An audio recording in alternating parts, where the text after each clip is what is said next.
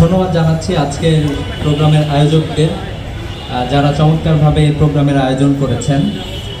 আসলে জুলাই বাংলাদেশের সকল মানুষের স্বপ্নের একটা জায়গা।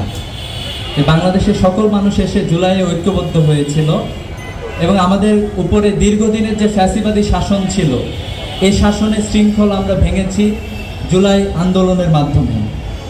তো এজন্য এই যে জুলাই আন্দোলন সফল একটি আন্দোলন হয়েছে এবং আমরা বিশ্বাস করি এর মাধ্যমে আমরা ফ্যাসিবাদের ফ্রেম বাংলাদেশে ভেঙে দিয়েছি।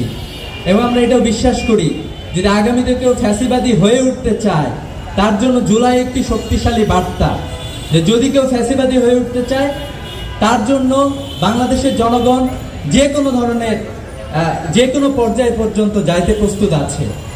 আমরা জুলাইকে দেখি মূলত শহীদদের আকাঙ্ক্ষার মাধ্যমে। একজন শহীদ যে তার জীবনের শেষ শক্তটুকু বিলিয়ে দিয়েছে এই জুলাই আন্দোলনের রাস্তায় নেমে।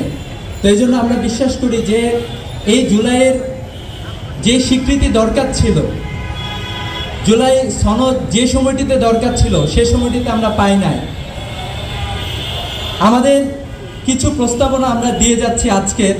জুলাইকে আসলে আমরা চিন্তা করি একটা পিক হিসাবে, আমরা বলতে পারি যে আমাদের জাতীয় ঐক্যের একটা পিক হিসাবে আমরা চিন্তা করতে পারি।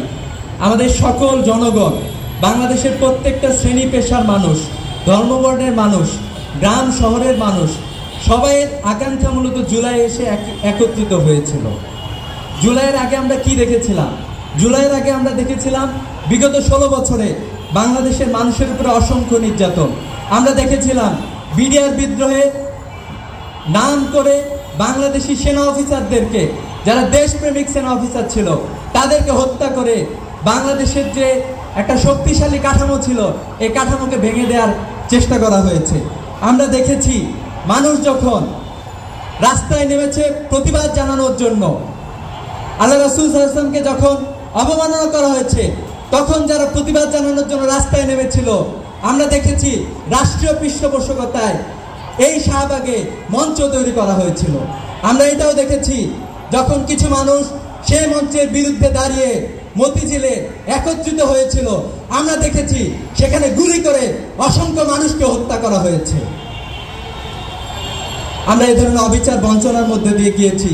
আমরা দেখেছি সাতক্ষীরায় অসংখ্য মানুষকে গুলি করে হত্যা করা হয়েছে, মানুষের বাড়িঘরগুলোকে বুলডোজার দিয়ে গুড়িয়ে দেওয়া হয়েছে। আমরা এইসবও দেখেছি। আমরা দেখেছি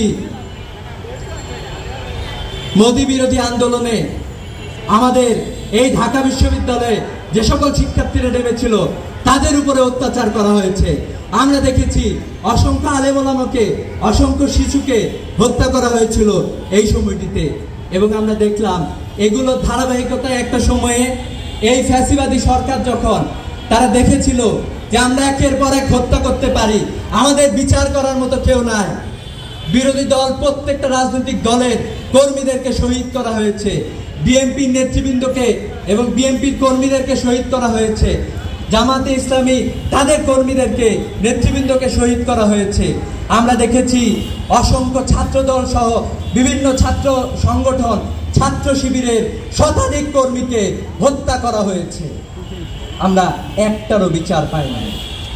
আমরা দেখেছি যে আস্তে আস্তে এই রাষ্ট্র ফ্যাসিবাদী হয়ে উঠেছে। যখন সাপ্লাই মারা হয়েছিল আমাদের কেউ কোনো প্রতিবাদ করে নাই। যখন সাইদি সাহেবের রায়ের পরে মানুষ মারা হয়েছিল তখন আমাদের অনেকে প্রতিবাদ করে নাই। কিন্তু আমরা বলতে চাই জুলাই আমাদেরকে যদি ওই জায়গাটিতে নিয়ে যাইতে